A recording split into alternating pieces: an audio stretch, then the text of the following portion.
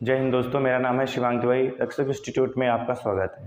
जैसा कि हम आप लोगों को बता दें कि आज हम लोग बातचीत करेंगे कि जो भी स्टेट लेवल के एग्ज़ाम चल रहे हैं या फिर स्टेट लेवल के जो भी एग्ज़ाम आने वाले हैं, जिसमें हिंदी पूछी जानी है, हिंदी कंपलसरी है, हिंदी का वेटेज एक अच्छा खासा है, उस पर हम ये चर्चा करेंगे हिंदी को कैसे पढ़ना है, कितना पढ़ना है, उस हिंदी का सिलेबस क्या है, क्या व्याकरण का सिलेबस रहेगा, क्या साहित्य का सिलेबस रहेगा, क्या काव्य का सौंदर्य का सिलेबस रहेगा और क्या हमारा ये भाषाओं वाला सिलेबस रहेगा।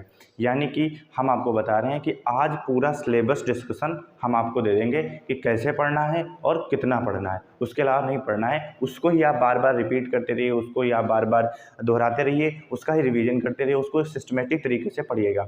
और वो पढ़ना कहाँ है वो हम ही आपको बताएंगे, हम ही आपको देंगे। यानी कि आने वाले समय में सारी वीडियोज़ आपको इसी यूट्यूब चैनल पर मिलती रहेंगी, हर एक चैप्टर की और chapter wise with handwritten के साथ में बढ़िया से लिखते हुए आपको हम बताएंगे, नोट्स बनवाएंगे, सारी चीज़ें बताएंगे। तो पहले तो हम आज सिलेबस डिस्कस कर लेते हैं कि सिलेबस में है क्या क्या और हमको पढ़ना क्या क्या है। जैसे कि हिंदी विषय, जो हमारी हिंदी विषय जो भी स्टेट लेवल के एग्ज़ाम होने हैं जिसमें हिंदी आ रही है, उन सब में क्या क्या पढ़ना है उनको हमने 4 भागों में डिवाइड कर दिया है। जैसे 4 भागों में हमने बांट दिया है, 4 भागों में बांट कर इसको हमको पढ़ना है। पहला भाग मैंने बताया है जिसका नाम है भाषाएं। ठीक, अब भाषाओं में क्या पढ़ना है? हिंदी भाषा एवं अन्य भारतीय भाषाएं पढ़नी है, विदेशी एवं अन्य भारतीय भाषाएं एवं बोलियां पढ़नी है। इसके अलावा में उपभाषा वर्ग एवं उसकी बोलियां पढ़नी कि हमारे वहाँ कितने उपभाषा वर्ग हैं, उसके अंतर्गत कितनी कितनी बोलियां, उन सबको हमको पढ़ना है। उसके बाद में जो अच्छा खासा वेटेज रहता है जिस भी स्टेट लेवल में जिसमें हिंदी भाषी राज्य जो हैं उनमें जिसमें हिंदी पूछी जाती है, उसमें व्याकरण का पोर्शन ऐसा रहता है, अगर 40 क्वेश्चन आने हैं तो 25 क्वेश्चन से 30 क्वेश्चन तो केवल व्याकरण से ही आने हैं। उसके बाद 2-4 क्वेश्चन इधर से, 2-4 क्वेश्चन इधर से आने होते हैं। तो इसका जो वेटेज रहता है वो अच्छा खासा रहता है और इसको पढ़ने में थोड़ा सा टाइम भी लगता है, अच्छे से पढ़ना पड़ता है। जैसे मैंने कहा, पहला है वर्णमाला। हमको वर्णमाला को अच्छे से पढ़ लेना है। तो पहले वर्णमाला, उसके बाद में तत्सम तद्भव, पर्यायवाची, विलोम, अनेकार्थक शब्द जो अनेकार्थी शब्द होते हैं। उसके बाद वाक्यांशों के लिए एक शब्द, जो एक वाक्य दे दिया गया उसके लिए एक शब्द क्या होगा, वो तरह के शब्द। समरूपी भिन्नार्थक शब्द होने चाहिए, शुद्ध और अशुद्ध वाक्य होने चाहिए, और शुद्ध अशुद्ध वाक्य और शुद्ध अशुद्ध की वर्तनी।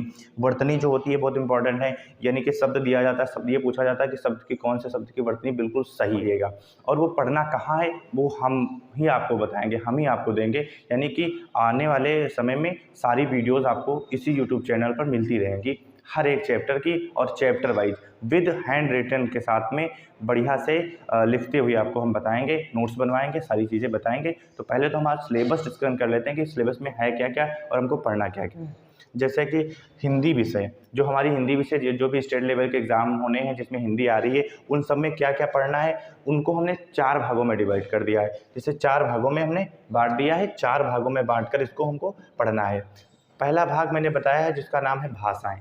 ठीक, अब भाषाओं में क्या पढ़ना है? हिंदी भाषा एवं अन्य भारतीय भाषाएं पढ़नी है, विदेशी एवं अन्य भारतीय भाषाएं एवं बोलियां पढ़नी है। इसके अलावा में उपभाषा वर्ग एवं उसकी बोलियां पढ़नी कि हमारे वहाँ कितने उपभाषा वर्ग हैं, उसके अंतर्गत कितनी कितनी बोलियां, उन सबको हमको पढ़ना है।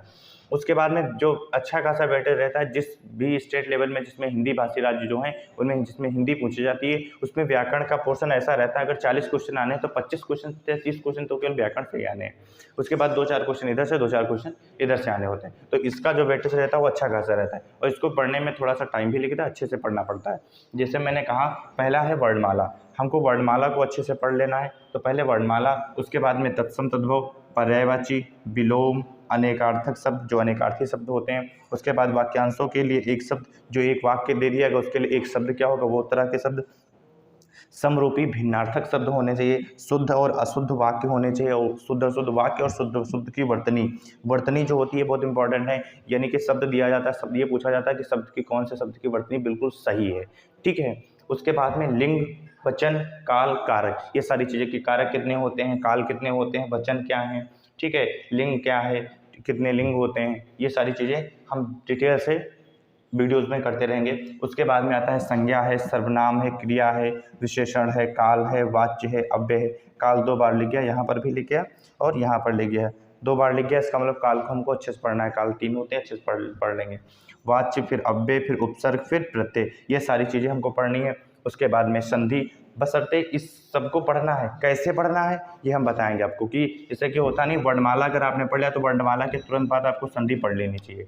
अगर आपने संधि पढ़ ली, संधि के बाद तुरंत समास को पढ़ लेना चाहिए। ये एक जॉइंटेशन होता है, एक मतलब जॉइंट करके पढ़ना होता है कि कैसे कहाँ पर किस चीज़ को कैसे पढ़ना है, कब पढ़ना है। उसके बाद में विराम चिन्ह हो गए और मुहावरे एवं लोकोक्तियाँ होंगी। ये हमारे पूरे व्याकरण का भाग रहा। इसके अंतर्गत हम लोग व्याकरण कंप्लीट करेंगे, वो चाहे यूपी पुलिस कांस्टेबल हो, चाहे यूपी एसआई हो, चाहे आरओ एआरओ हो, जिस भी एग्ज़ाम में हिंदी आ रही है, चाहे एसएससी जीडी अगस्त में आने वाले फॉर्म, अगस्त में वैकेंसी आ रही है, उसमें भी हिंदी का एक अपना 25% का वेटेज रहता है, 20 क्वेश्चन पूरे आते हैं, ठीक है। तो अपने आपके सिलेक्शन में वो उसकी जो भूमिका रहती है, एक अच्छी खासी भूमिका रहती है, तो उसके लिए और उसमें उन सब चीज़ों में ये व्याकरण ही ज़्यादा पढ़नी होगी। इधर का पोर्शन और इधर का पोर्शन जो एसएससी जीडी होगा उसके लिए नहीं पढ़ना, क्योंकि उसमें थोड़ा नॉर्मल आते हैं क्वेश्चन।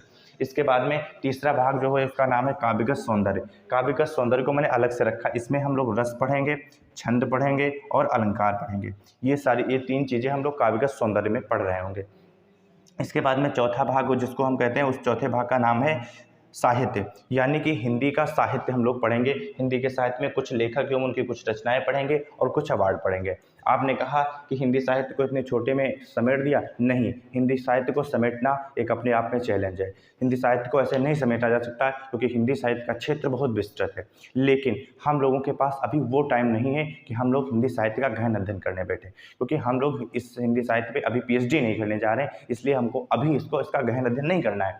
हमें उस एग्ज़ाम के पॉइंट ऑफ व्यू से जितने क्वेश्चंस बन सकते हैं, कैसे बन सकते हैं, कहाँ से बन सकते हैं, उनको निकाल लेना है, ठीक है। बाकी इस पे ज़्यादा ध्यान नहीं देना है। हाँ, ये ज़रूर है कि साहित्य को पढ़ना चाहिए। अगर आपको पढ़ना है, आप सिलेक्शन लीजिएगा, सिलेक्शन के बाद में इत्मीनान से बैठ कर खूब पढ़िएगा साहित्य को, ठीक है। लेकिन अभी साहित्य में सिर्फ और सिर्फ कुछ लेखक एवं कुछ कवि और उनकी रचनाएँ, कवि होंगे, कवियत्रियाँ होंगी, उनकी कुछ रचनाएँ होंगी और हिंदी साहित्य से संबंधित कुछ अवार्ड होंगे। ये अवार्ड स्टडी का भी पार्ट है, लेकिन यहाँ पे हिंदी साहित्य से संबंधित जितने भी अवार्ड दिए जाते हैं वो हम लोग यहाँ सारे कंप्लीट करेंगे। तो ये था हमारा पूरा हिंदी साहित्य का, हिंदी का सिलेबस, जिसमें भाषाएं भी हैं, व्याकरण भी है और काव्यगत सौंदर्य भी है और साहित्य भी है। ये पूरा आप नोट कर लीजिएगा, इस सिलेबस को अपने पास अच्छे से रख लीजिएगा। आप जहाँ भी पढ़ते हैं टेबल पे बैठ के वहाँ पे सिलेबस होना चाहिए जब भी आप हिंदी को पढ़ें। अगर आप वर्णमाला पढ़ना शुरू किए हैं तो वर्णमाला को आज टिक कर दीजिएगा। आज हमने वर्णमाला पढ़ना है और उसको अच्छे से पढ़ना है, सारी चीज़ों के नोट्स बनाना है। और कहाँ पढ़ना है, वो सारी वीडियोस आपको जो जिसे चैप्टर लिखी हुई है ना, इसी चैप्टर के आधार पर, पहला चैप्टर, दूसरा चैप्टर, तीसरा चैप्टर, इस चैप्टर वाइज सारी चीज़ें आपको बाकायदा लिख के यहाँ पर हैंड राइटिंग में आपको समझाया जाएगा, पढ़ाया जाएगा, नोट करवाया जाएगा। आप बिल्कुल चिंता ना करें, यूट्यूब चैनल पर बने रहिए, ठीक है। तो इसको अच्छे से नोट कर लीजिएगा और बढ़िया से, और आगे से क्लासेस जो मिलती रहेंगी। आप इसको चैनल पे अगर नए आए हैं ना तो इसको सब्सक्राइब कर लीजिएगा, और इसको सब्सक्राइब करने के बाद में साइड में एक बेल आइकन दिखेगा, उसको प्रेस कर लेना, क्योंकि उसके माध्यम से ही आपको नोटिफिकेशन जाएगी कि वीडियो स्टार्ट हो चुकी है, वीडियोज़ अपलोड हो चुकी है। आप इसको देख लीजिएगा, वहाँ से देखिएगा और अच्छे से नोट्स बनाएगा। सेशन अच्छा लगा हो तो लाइक करिएगा। जय हिंद दोस्तों।